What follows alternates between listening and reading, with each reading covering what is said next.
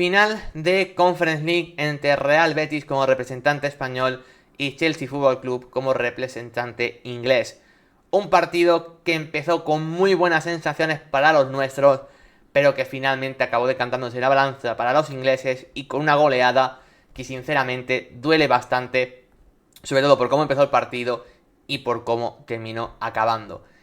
Por poner un poco en contexto lo que fue el partido en general, una primera parte del Betis prácticamente impoluta. Yo creo que el Real Betis Balompié salió mucho mejor al partido. Vimos a un equipo que sin necesidad de tener la posesión del balón, que esto es algo que a lo mejor a mucha gente le llamaba la atención, pero al tener la posesión del partido la tuvo el Chelsea, no solo en la segunda parte, sino también en la primera.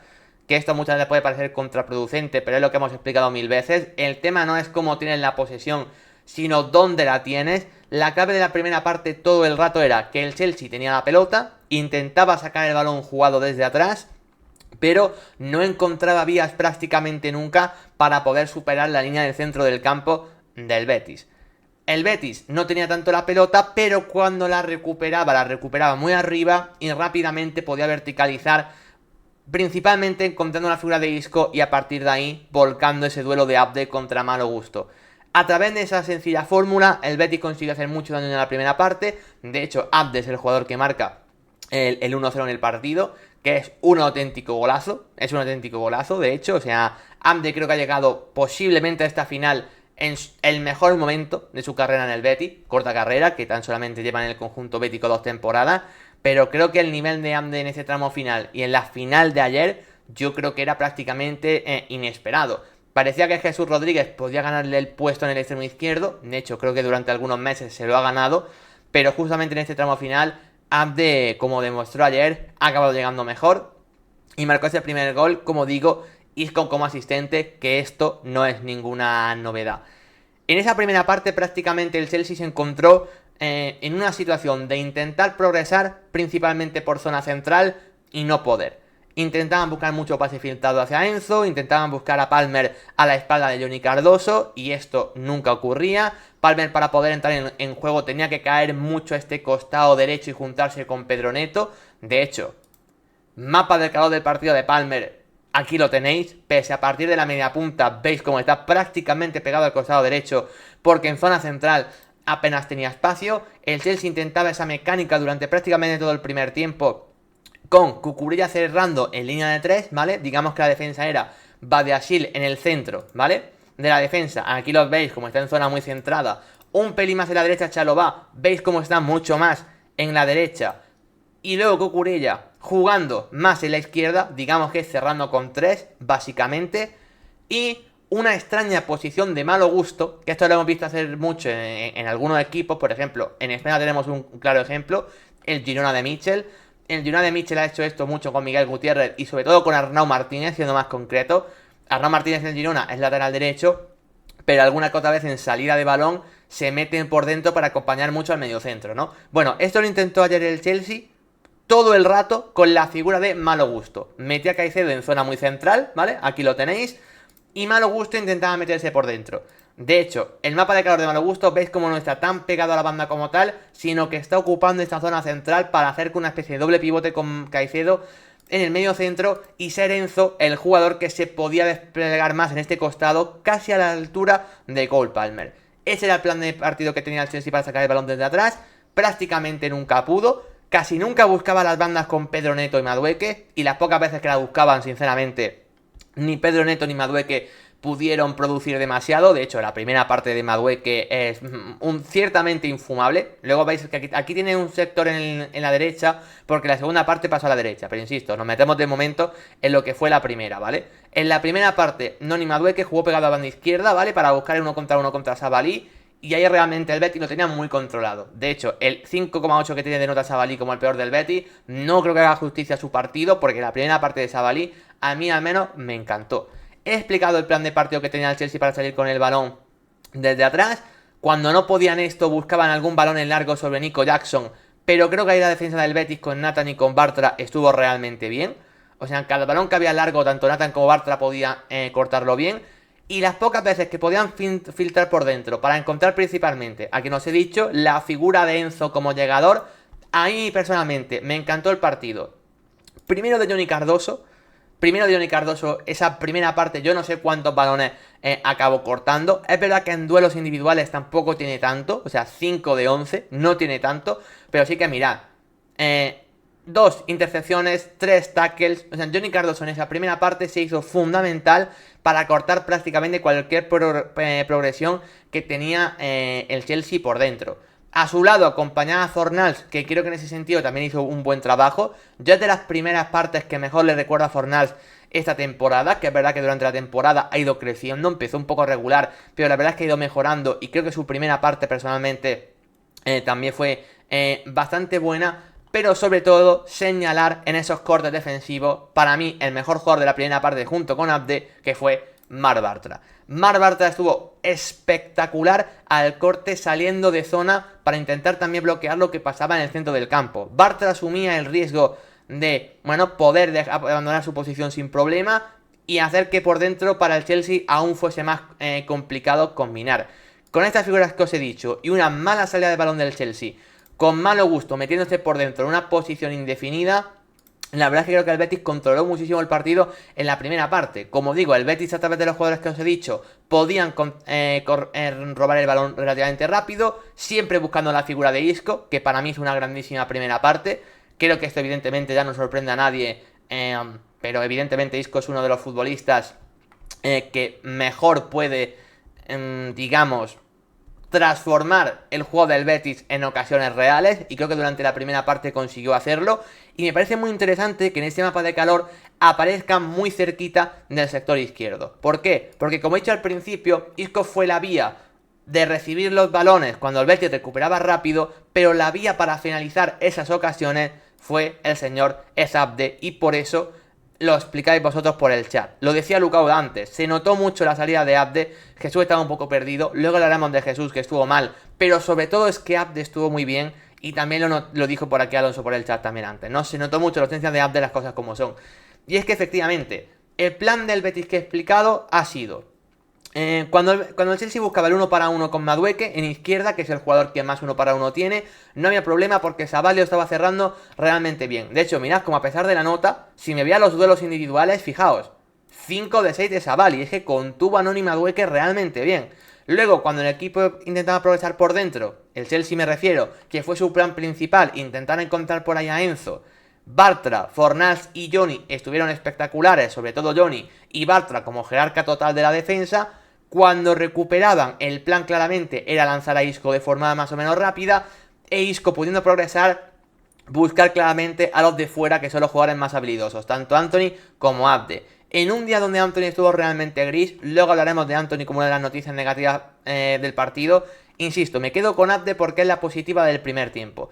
Abde era un jugador que, insisto, hace 2 meses pasaba desapercibido en el Betis, de hecho era muy criticado, estaba siendo muy suplente, cada vez jugaba menos, y sin embargo ha conseguido enchufarse para el tramo decisivo de temporada. Ayer por momentos nos recordó ese Abde de Osasuna en Copa del Rey, donde gracias a sus buenas actuaciones Osasuna se llega incluso a meter en la final, ¿no? Hace 2 temporadas, ese fue el Abde que a mí me recordó ayer. Dice Alonso, de hecho creo que fue el mejor partido de Abde de la temporada, y estoy de acuerdo, seguramente yo creo que puede serlo. De hecho, a lo mejor es su mejor partido con el Betis, habría que verlo. Pero sí, seguramente sí. Y yo creo que a partir de su figura, el Betis pudo encontrar caminos al gol, no solo con el primero que marca, sino por las ocasiones que tiene. He comentado que lo de Malo Gusto metiéndose por dentro fue bastante flojito. Pero si tengo que hablar de Malo Gusto a nivel defensivo en el 1 para 1 contra Abde, es que fue todavía peor. O sea, digamos que metiéndose por dentro con balón fue terrible. De hecho, por aquí lo comentaba Lucauda realmente bien, diciendo: a mí lo de Malo Gusto, actuando de un perfil similar a Luis Skelly, me lo tienen que explicar. La verdad es que es muy raro, Lucauda. Malo Gusto a mí siempre me ha parecido un lateral de perfil muy clásico, de lateral de ganar línea de fondo, correr la banda y poquito más. Hay que decir que es un jugador que a mí nunca me ha gustado, sinceramente, nunca me ha gustado. Pero luego es que encima defensivamente fue terrible. O sea, Abde le ganó todos los duelos. Luego había algún balón que otro que iba por arriba, donde Abde no es un experto de cabeza ni mucho menos, y aún así Abde por arriba también le ganó todos los duelos. No sé si aquí estarán los duelos del partido que Abde ganó. Sale 5 de 10. Para ser Abde, sinceramente, me parece muchísimo. Sinceramente, me parece muchísimo. Y bueno, pues eso deja en malo gusto, en mal lugar, nunca mejor dicho, sí. Se han hecho muchas bromas con su nombre, porque la verdad es que verlo jugar ayer, de buen gusto precisamente, no fue. Como digo, por ahí el Chelsea sufrió muchísimo, el Betis empezó a ganar esa ventaja competitiva en el 1 para 1, y esto no tiene que ver tanto con la táctica, sino con puro nivel. Tú puedes plantear un partido de X manera, pero si al final, si tienes un duelo donde eres claramente perdedor y el equipo rival ganador, como fue aquí la ventaja del Betis, el partido evidentemente se le puso muy de cara. Y eso lo explico ahora porque se va a contrarrestar mucho con lo que pasó con los extremos del Betis en la segunda parte. De hecho, creo que la gran lástima del Betis en la primera es el 1-0. Soy totalmente honesto. Creo que el Betis tuvo la oportunidad de poder marcar el segundo gol. Creo que ahora mismo todo el mundo se acuerda de otra ocasión de Abde, que le gana el duelo a malo gusto también en ese sector. Luego le recorta muy bien a Trevoh Chalobah y le da un pase a Johnny en la frontal del área. Bueno, creo que estaba dentro del área de hecho. Que es verdad que el pase a Abde se le queda un poco corto y el disparo de Johnny después de dar un defensa se va alto. Pero fue una ocasión clarísima que era para poder haber puesto el 2-0 y que el partido estuviese muy de cara.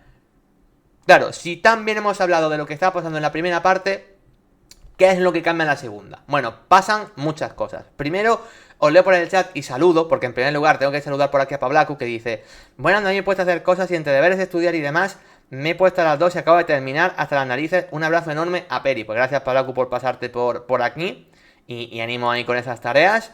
Y también se pasaba por aquí Pau Jarosinski, ¿qué tal, Pau? ¿Cómo estás? Y nos decía: ayer se impuso el dinero, lástima por el Betis. Bueno, ya lo comentamos, la diferencia económica de un equipo y otro, bueno, se podía hacer notar en algún apartado, y ayer se notó principalmente con su centro del campo, que han sido jugadores que han costado un pastizal, pero por eso también son de los mejores del mundo en su posición, ¿no? Al final creo que esto es lo que hay. Bueno, ¿qué pasó en la segunda parte para que todo cambiase tanto? Bueno, para empezar cambiaron varias cosas. La primera, los cambios del Chelsea. Los cambios del Chelsea, para explicar la diferencia de dinámica, son fundamentales. Son fundamentales. Malo gusto se va del campo. Entra Reece James. Claro, mucha gente se preguntará entonces por qué el Chelsea saca jugadores que son mejores que los titulares desde el banquillo. Buena pregunta, la verdad, buena pregunta.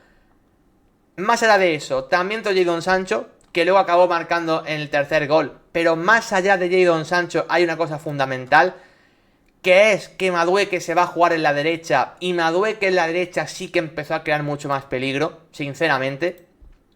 Aparte de eso, Pedro Neto, su primera parte no fue buena, y Jadon Sancho también lo mejoró. Y luego también Levi Colwill, sinceramente, me parece un jugador mejor claramente que Badiashile, y por supuesto un futbolista que en la salida de balón es muy útil.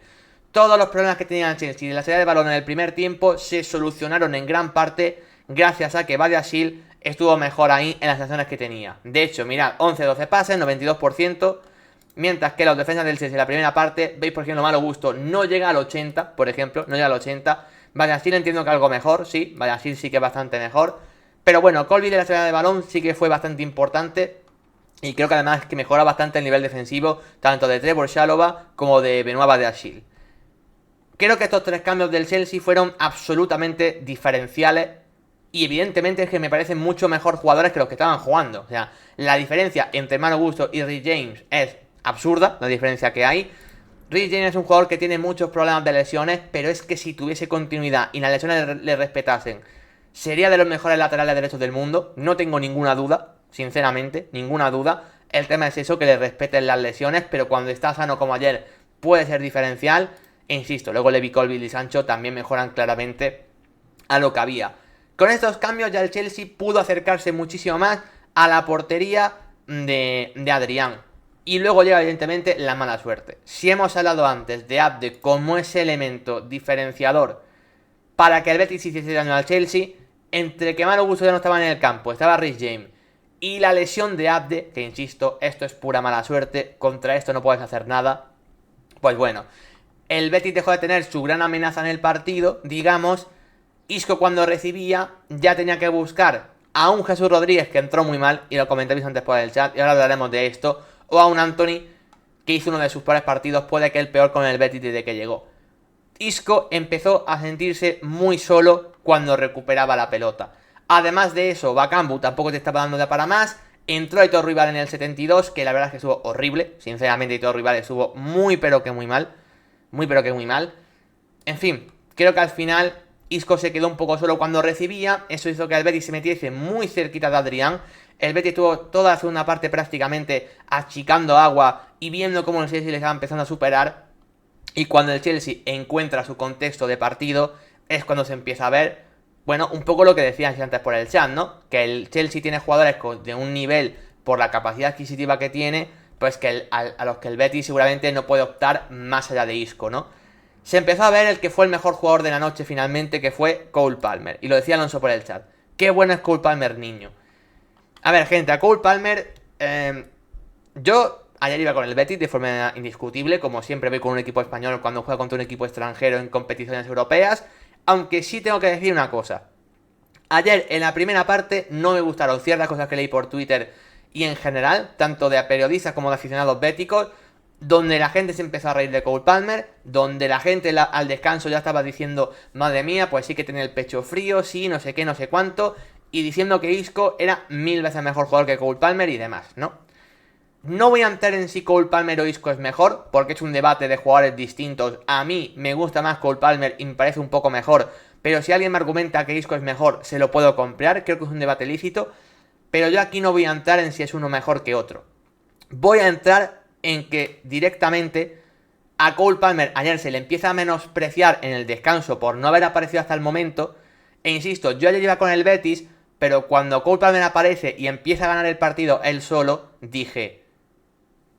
Bueno, pues la callada de boca que le están metiendo a unos cuantos es más que merecida. Porque creo que es una cosa que en España muchas veces empieza a pasar. Que se habla mucho desde fuera de que la Premier está sobrevalorada. Luego creo que hay jugadores que allí también sobrevaloran, sinceramente, esto es una realidad. Creo que allí en Inglaterra pasa con España lo mismo. Creo que se habla de algunos jugadores españoles como si fuesen sin más y realmente son muy buenos. Pero insisto, es que aquí en España también pasa. Creo que hay jugadores de la Premier que dicen que son los mejores, que no son para tanto, pero luego suele desde aquí también menospreciarme algunos jugadores que realmente sí son para tanto. Y Cole Palmer es de los muy buenos. Creo que hay que ser un poco bobo para menospreciar a Cole Palmer, que os recuerdo que ya en su momento con España, no sé si fue creo que fue sub-21, sub-19, creo que fue en una sub-21. Cole Palmer ya marcó un gol decisivo que España nos elimina. En su momento ya fue el líder de esa selección sub-21. Cole Palmer, España le ganó la Eurocopa a Inglaterra en la final, pero recuerdo que Cole Palmer era de lo mejor de Inglaterra cuando entraba en las segundas partes.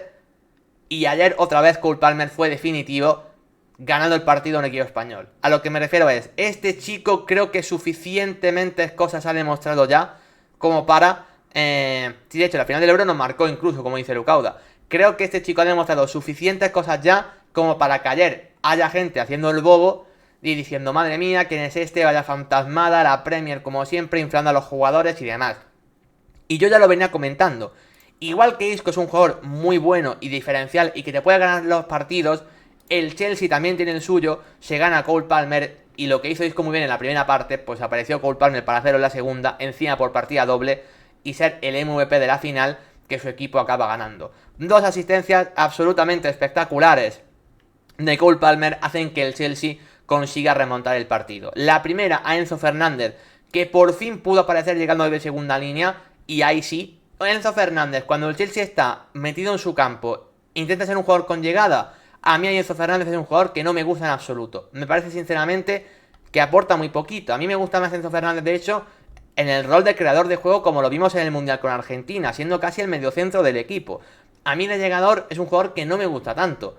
Ahora bien, cuando el Chelsea se establece en campo rival, la llegada de Enzo Fernández, ahí ya sí que me gusta, puede ser diferencial, y ahí es donde llega el primer gol del Chelsea. Y luego la segunda, el segundo gol es otra jugada de Cole Palmer, donde reta el 1 para 1 a Jesús Rodríguez. A Jesús Rodríguez le mete un baile absolutamente histórico y le regala el gol a Nico Jackson, que aunque estuviese realmente mal ayer, prácticamente solamente tuvo que empujarla. Claro, cuando tienes un jugador como Cole Palmer que es capaz de generarte tanto, yo creo que ahí es donde se empieza a ver el nivel diferencial de los equipos. Mínimamente con Caicedo y Enzo es un buen ejemplo. Caicedo y Enzo, la primera parte que hacen es bastante mala. En ese momento era cuando tú decías, madre mía, cómo pagaron 120 millones por estos tipos que parecen dos jugadores del montón, que no te mejoraban a Johnny Cardoso, que Johnny Cardoso se comió a ambos en la primera parte, luego ves la segunda, cuando literalmente el Chelsea ya está en campo rival y el Betis sufriendo, y ves como Enzo y Caicedo empiezan a ser dominantes y cómo son jugadores diferenciales en su posición a nivel mundial. Seguramente sobrepagados también, una cosa no quita la otra. Pero sí que es verdad que son dos jugadores a los que el Betis, económicamente no puede aspirar y el Chelsea sí. Esto es una realidad y por lo tanto hay que asumirla como tal. A mí hay una cosa que me gustó que hizo el Chelsea en la segunda parte, que es que después del 1-2 yo pensé, bueno, es el momento para que el Betis despierte. Es el momento para que el Betis diga, oye, tenemos nuestras armas, tenemos a Antony, tenemos a Isco, tenemos a Jesús Rodríguez, tenemos argumentos para atacar a una defensa del Chelsea que tampoco es su mejor zona del campo, ni muchísimo menos, y sin embargo el Chelsea no bajó el pie del acelerador. El Chelsea siguió insistiendo, siguió buscando los siguientes goles y acabó llegando el tercero y acabó llegando el cuarto. Y el Betis en ningún momento pudo meterse en el partido, que a mí eso es lo que me parece más duro. Que el Chelsea en su momento consiga remontarte el partido porque tiene piezas de una calidad diferencial, vale, te puede ocurrir. Pero que el Betis no pueda meterse en ningún momento en el partido, en el segundo tiempo, y te acaben goleando, es lo que me parece duro. Porque insisto, que el Chelsea gane una final al Betis creo que es lo lógico. Aquí lo que duele sobre todo es el resultado y cómo lo hacen. Después de que tú empezaste haciendo una primera parte sobresaliente, porque la primera parte del Betis es inmejorable. Sí, que pudiste marcar el segundo y no lo marcaste, pero quitando eso, a mí la primera parte del Betis es que creo que tenemos muy poquito que reprochar al equipo de Manuel Pellegrini. Y sin embargo que en la segunda te metan semejante meneo, porque sí, fue un meneo, es duro decirlo, pero insisto, es que es así, no hay otra palabra para definirlo, y que no puedas responder prácticamente en ningún momento, pues sinceramente fue muy duro y el Chelsea en la segunda parte disfrutó a costa del Betis, y es una realidad. Encima jugadores que empezaron a estar bien, empezaron a estar peor, como Fornals, que a mí no me gustó en la segunda parte. Sabalí, que estaba haciendo un partido espectacular, pues de repente va y comete un fallo que no termina de despejar ni de cerrar bien una jugada donde Sancho mete el tercero, de repente. De hecho, de ahí la mala nota que le han puesto es por ese gol, ahí lo tenéis, errores que llevan a gol. Pero es que su partido me parece muy positivo, por eso me parece injusto. En fin, es un cúmulo de mala suerte y eso, que el equipo rival pues también tiene sus argumentos de forma clara para acabar ganando el partido, no tiene más. ¿Qué le puede reprochar al Betis en ese momento de partido? Bueno, yo creo que se le puede reprochar varias cosas de varios jugadores que ayer quedan, no sé si señalados, pero evidentemente sí que se ha visto que el Betis tiene alguna carencia más ahí. Que tú ves el 11 titular del Betis y está realmente bien, ¿no? Está realmente bien. Y tú ves el 11 titular del Chelsea y tiene cosas muy positivas, pero también carencias. Le hemos dicho antes, y lo decís por ahí por el chat, ¿no? Bueno, que hay jugadores del Chelsea que nos dejan dudas, o sea, Malo Gusto, Xalobá, Badiashile. A mí me da duda que es un jugador que tampoco me dice mucho. Nico Jackson, sí que lo conocemos de aquí en España del Villarreal, y es un buen 9. Pero tampoco es un 9 hiperdiferencial para un Chelsea Nico Jackson, ni muchísimo menos. O sea, tiene evidentemente un centro del campo que es bestial. El centro del campo puede ser de los mejores del mundo. Creo que tiene poco que envidiar a otros, sinceramente. O sea, el Caicedo, Enzo, Palmer es una locura. Por eso se gastaron tanto dinero los tres, ¿no? De hecho, el que menos se gastaron, que fueron 40 y pico, fue en Palmer y resulta que es el mejor de todos. Pues es increíble. Pero hay zonas que también tienen sus ciertas debilidades, ¿no? El Chelsea. El tema es que el Chelsea de banquillo, ya viste lo que sacó, jugadores que explicaron muy bien después por qué acabaron ganando. Y el Betis, sin embargo, desde el banquillo, aquí se quedó muy pero que muy corto. Y ahí el Betis sabíamos que tenía problemas. Si el Betis ficha al Cucho en el mercado de invierno, que pudo jugar la Liga, pero no la Europa League, bueno, no la Conference, perdón, es porque el Betis ya sabía que con el 9 tenía problemas. Por eso se gastó ese dinerazo en invierno en el Cucho. En Liga ha tardado mucho el Cucho, pero sin embargo, claro, aquí en Europa no lo tienes. Y eso evidentemente es un debe importante. Jesús Rodríguez, a mí me parece un talentazo, a mí me parece un jugador a tener muy en cuenta, pero hay que ser sincero. Jesús Rodríguez llevaba ya un mes muy malo, de hecho antes le había ganado el puesto porque Jesús Rodríguez estaba muy pero que muy mal, está muy mal, ha llegado incluso fundido al tramo final de temporada. Y ayer Jesús Rodríguez, cada decisión que tomaba y cada acción que realizaba era peor que la anterior. No solo la acción que defiende contra Palmer en el 1-2, donde Palmer es que le hace un roto impresionante y Jesús Rodríguez lo defiende mal. También hay falta de concepto defensivo, pero es que luego ofensivamente no te generó prácticamente nada. Jesús Rodríguez no está bien. Jesús Rodríguez no está bien. ¿Qué más?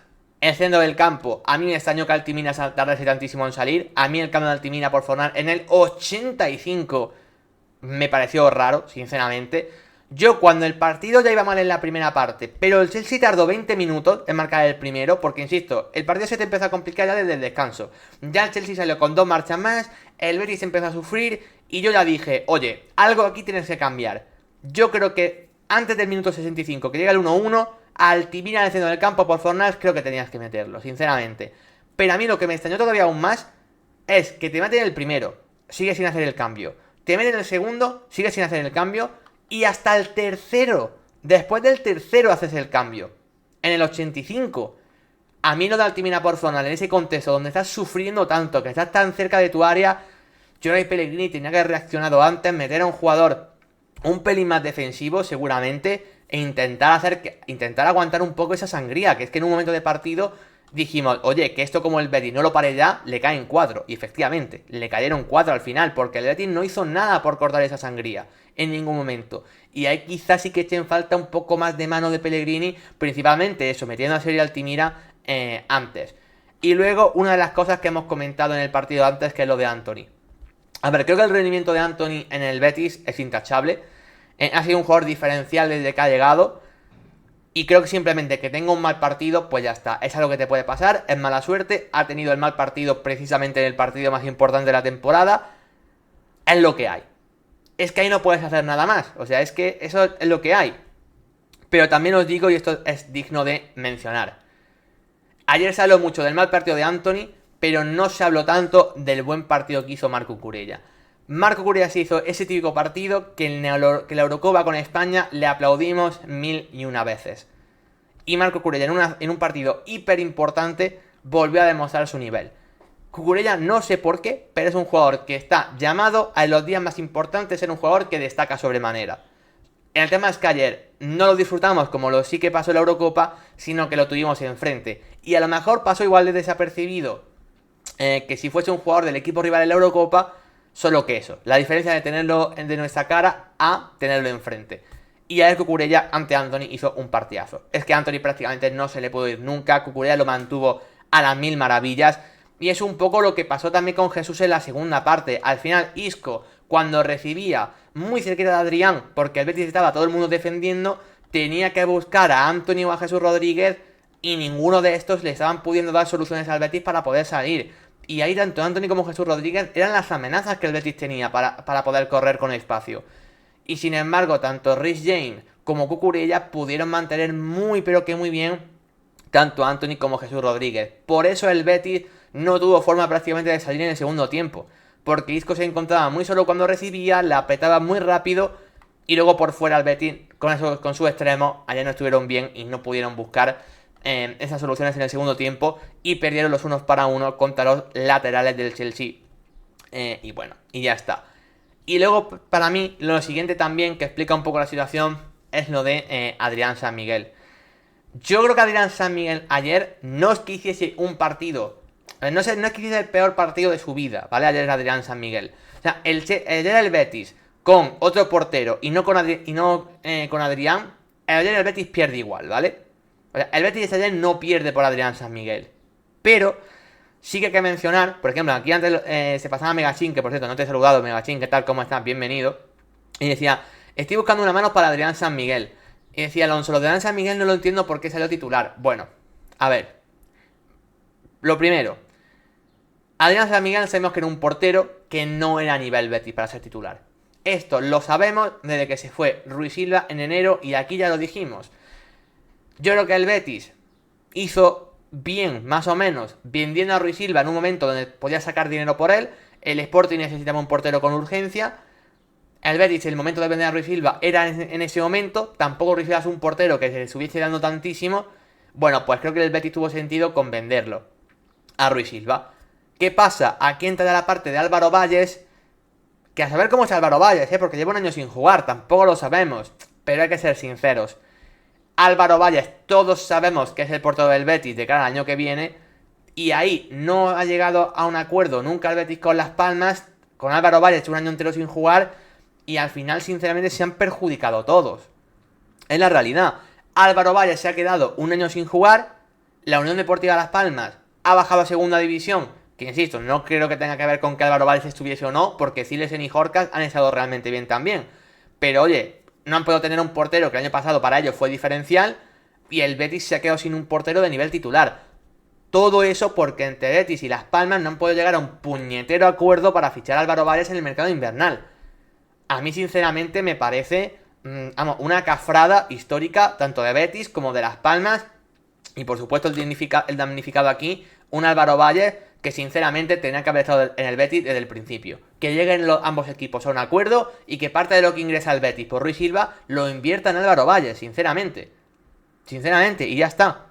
Me parecía tan sencillo como eso. El tema es que, bueno, no se llegó a un acuerdo y al final el Betis llega a una final europea con un portero como Adrián, donde, insisto, no creo que sea el responsable de la derrota de ayer, pero es verdad que es un portero que no te da ningún tipo de solución. Te creó inseguridad bajo palos, de hecho se dio con Nathan y con Bartra, como Nata y Bartra no dejaban que hiciese ninguna salida, siempre despejaban. No hay confianza en que Adrián en un partido así te sea diferencial.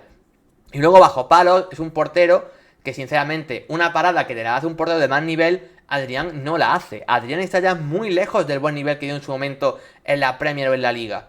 Muy lejos, y al final tú dependes de él para una final donde sabes que el portero va a tener que intervenir en algún momento. Si en esos momentos donde el Chelsea te está acosando tanto y donde te crea ocasiones, tienes un portero que te dé esa primera salvadora que a veces es tan importante para que el equipo despierte, pues es otra cosa.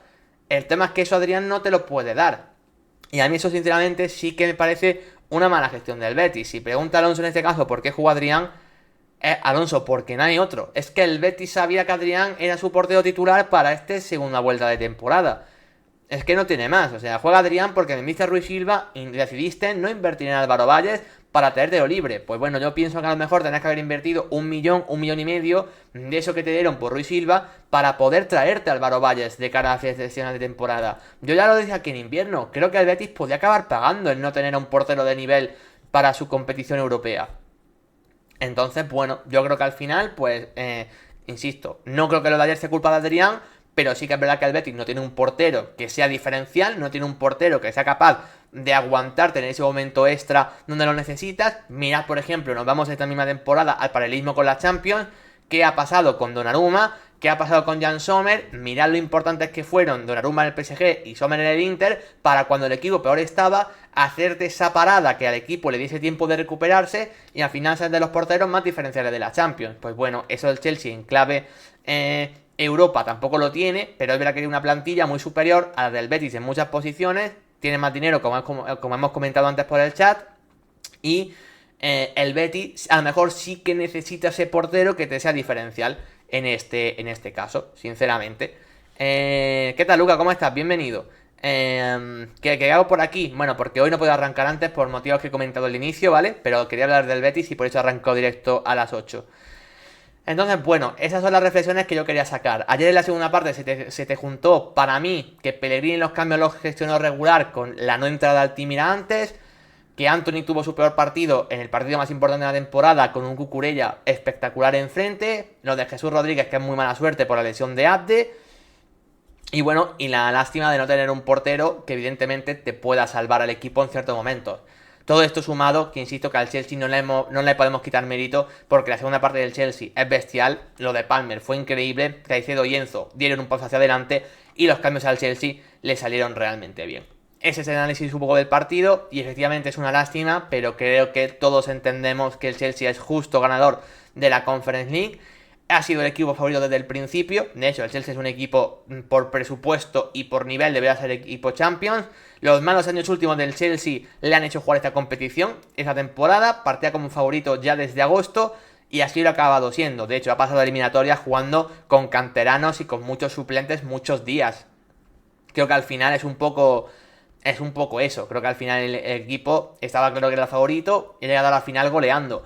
Aquí la lástima es cómo se da la goleada y sobre todo que el 1-4 me parece excesivo. El Betis después de la grandísima primera parte que hace, acabar perdiendo 1-4 yo creo que es un resultado demasiado exagerado. Creo que no se explica tanto el resultado con lo que fue el partido. En los expected goals del encuentro pone 1 contra 1,32. Yo creo que el Chelsea fue superior, se mereció ganar por su segunda parte, pero insisto, no me parece un partido para acabar 1-4 ni mucho menos. En fin, ánimo al Betis, otra vez será, el año que viene el Betis juega Europa League, así que será más complicado, pero bueno, también el Betis tiene que sacar un poco de orgullo, que es lo que hemos comentado de, oye, ya hemos llegado a nuestra primera final europea, y muchas veces para ganar, primero tienes que perder. El Betis ya sabe lo que es esa experiencia europea, llegando muy lejos, que era lo que más le costaba al Betis de Pellegrini, llegar lejos. En competición europea, por fin este año sí que lo ha hecho, y nos ha ilusionado a todos por cierto momento. Por lo tanto, creo que también hay que quedarse con eso, que el equipo ha dado en Europa un paso hacia adelante y que de cada año que viene el equipo asiente ya esas bases para acabar compitiendo en Europa el año que viene, insisto, en una competición aún más exigente como es la Europa League.